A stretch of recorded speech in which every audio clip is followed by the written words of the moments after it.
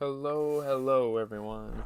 Welcome back, my Breaking Bad franchise fans, my Better Call Saul fans. We are back with the second episode of the series. We have Mijo. Um, as you can see in the picture, Tuco already playing a big role in the show. Fucking love it. Mike coming in as kind of a side character. We get kind of introduced to this Nacho Vargas character. A lot happens in this episode. I think it's a really good episode.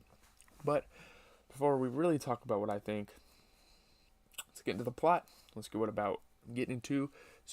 people think of the episode. And then after this, we have a Far Cry gameplay episode later today. Yeah. So Tuco Salamanca is preparing salsa when his grandmother returns after her run-in with the Lindholm brothers, the two skateboarders. Though they accidentally targeted the wrong driver, Cal and Lars follow her home and falsely claim serious injuries from the stage accident. I mean, I think the brothers kind of were at fault here for like taking the wrong driver and then literally breaking into her or going into her house. It's like, my God, these guys are so fucking stupid. Some of the shit that these brothers did in this episode, they deserved what was coming to them later on, and it's not what you think. I expected them to meet their demise, but it didn't happen. They demand money and follow Tuco's grandmother into her house, not realizing the fucking evil and savage former Breaking Bad villain Tuco was in the building. Tuco uses her cane to beat them unconscious, then arranges for Nacho, No Dos, and Gonzo to come with a van. We know who Gonzo is. Gonzo was in Breaking Bad as kind of the big bodyguard side character. He fucking died pretty quickly, but he was definitely a character in the original Breaking Bad. There's another character we're kind of introduced to in Better Call Saul, and he must play a big role. Nacho, I don't know. Nacho's probably going to be a big character in the show, but in Breaking Bad, who knows what happened to him in between this time and then. Jimmy arrives at the front door searching for Cal and Lars, and Luco drags him. Not Luco. Tuco drags him inside at gunpoint. So now he has Jimmy and the brothers, the Lindholm brothers, held hostage inside its abuelita's home. Sorry. So Jimmy insists Cal and Lars did not intentionally target Tuco's grandmother, but I mean, what they intentionally did was not break into. I keep saying break into their house. They were welcomed into the house by the abuelita, but they went into their house and questioned him over it and still carried out the plan. It's like, that's not the right driver. That's not what Jimmy's point was here. Tuco allows Jimmy to see Cal and Lars, who are bound and gagged, but when Jimmy removes Lars' gag, Lars immediately implicates Jimmy. He's like, it was him, he did it, fucking ratting him out. He put us up to it. Well, you fucking did it, buddy. You did it. I don't know. These guys, these skaters, not really taking responsibility for their actions here. And it was very suspenseful because when the reveal first happened and they were in the garage, I was like, oh my God, did they fucking die? Holy shit. But it turns out he just tied him up and threw him in the garage. Sorry about that ear rape there. Tuco and his men take Jimmy, Cal, and Lars to the desert and question Jimmy. The desert being one of the bigger settings in Breaking Bad is starting to become a big setting and a big stomping grounds for Tuco and his gang here, and I love it. This is a very long scene, them out in the desert. It's very tense. I love the tension that the show builds. Almost does it better than Breaking Bad, if I'm being honest. It's fucking amazing how they did it. Thinking quickly, Jimmy tells Tuco he is a lawyer, but Tuco does not believe him. He's not trusting anyone. They try to finesse his grandma, and they called her a biznatch. Why would he believe anything they say? So Tuco threatens to cut off a finger, and Jimmy falsely claims he's an FBI agent. He's like, actually, I'm an FBI agent. I wouldn't do that if I were you. So Nacho's suspicious and threatens Jimmy again, so Jimmy goes back to admitting the truth. He is a lawyer who intended to scam the Kettlemans, who have been scamming people themselves. So, yeah. Makes sense, right? So Nacho convinces Tuco that killing a lawyer would attract unwanted attention. They, saying this kind of hinted that they had kind of a business of their own going on, and you kind of infer that it's drugs given the history of Breaking Bad and like what Tuco was a part of. So yeah, Tuco kind of running his meth operation here. Tuco frees Jimmy but moves to kill Cal and Lars. He's like set on it. He's like, yeah, I really want to kill these kids.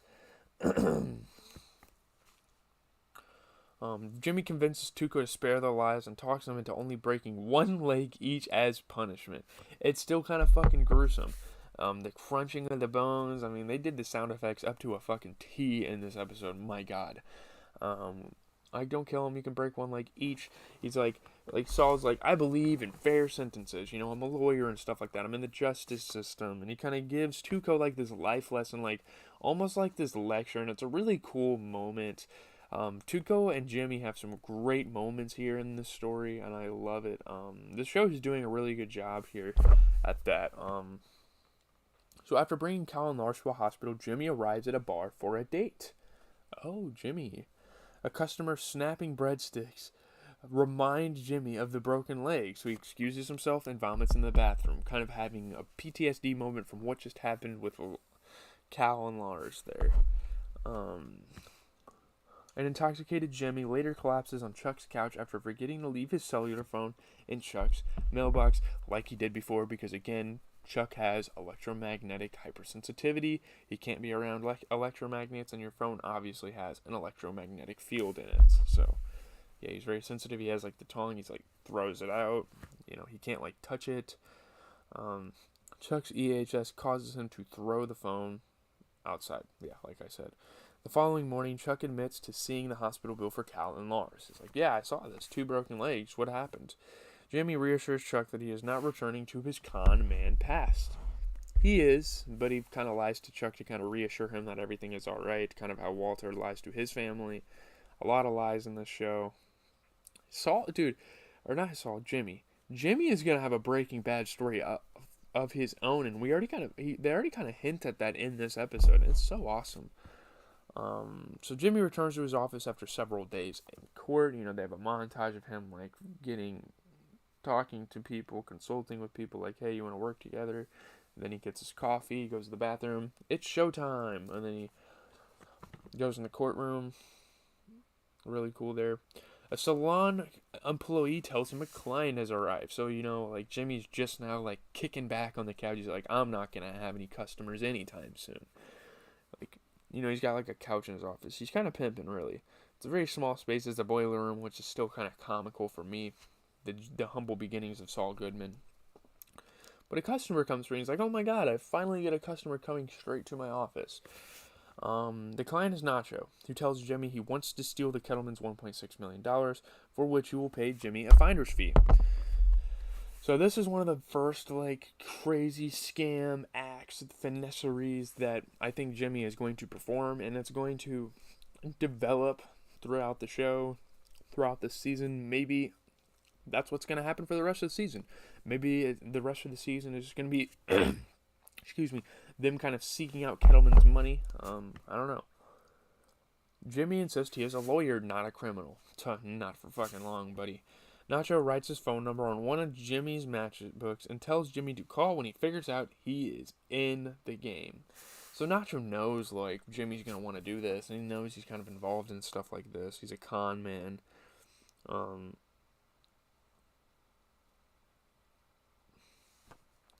The episode got a lot of viewers. 50%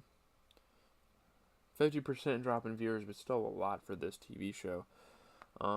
Positive reviews, despite the long and drawn out restaurant scene that not a lot of people liked. The episode was good. I mean, I think they did kind of overdo that a little bit. People weren't sitting nearly as close to the edge of their seat as in Breaking Bad. I do think the desert scene was very tense, though. It's entertaining and funny, still beautifully shot, acted, and written. My favorite part of the episode is the elaborate jaunty montage of Jimmy at court, which pays tribute to the elaborate jaunty montage and all that jazz, complete with the same Vivaldo concerto and its Showtime catchphrase. 4 out of 5 stars for The Telegraph. We got to see Jimmy McGill truly shows off his negotiating skills when haggling over the twins' fate, and it is in the deft hands of the writer and co-creator that we got to indulge and the writing and the creation that we got to indulge in a light chuckle over whether McGill can talk Tuco down from a flaying to a leg breaking while avoiding the positive or possible detours of eye gouging and tongue ripping. Not a 9 out of 10 on IGN. Better Call Saul hit the ground running with its second episode, setting the stage for a series that is part morality play, part Greek tragedy, replete with a foregone and less than savory conclusion, and part love letter to great performers, whatever walk of life they happen to be on. Very positive. The best thing to come out of the desert is our introduction to Nacho Varga. Tuco's far more reasonable associate has sized up the situation and tracked Jimmy down to his office. One of the best television episodes of 2015 by The Atlantic, which is interesting. 3 out of 4 on New York Post. Sunday's premiere episode. The premiere episode moves along at a brisk clip with moody cinematography that, like Breaking Bad, somehow makes the bright. Oh, we've already seen this. It's always interesting to see how, if a new show carries its premiere momentum forward, especially with a show like Better Call Saul, which was hyped. The second episode does a nice job of maintaining its mojo as Jimmy has an epiphany that will change the course of his life, and we're in for several more surprises. It's a good start for a series that's already been renewed for a second season and will have time to grow. It's funny that review... already second season? Dude, it's got 6 seasons now, which is crazy. But, yeah, I think that episode is overall pretty solid. Again, the desert scene, the montages, those were great scenes. But leave a like, comment, and subscribe. As always, it is GZTV bringing you guys the best TV shows and reviews. We still have so much to go in Better Call Saul. I couldn't be more excited. So many new characters to probably be unveiled. Yeah, Nacho Vargas, he seems like he's going to play a big part in this season, which is great and a pretty refreshing take on Breaking Bad. So,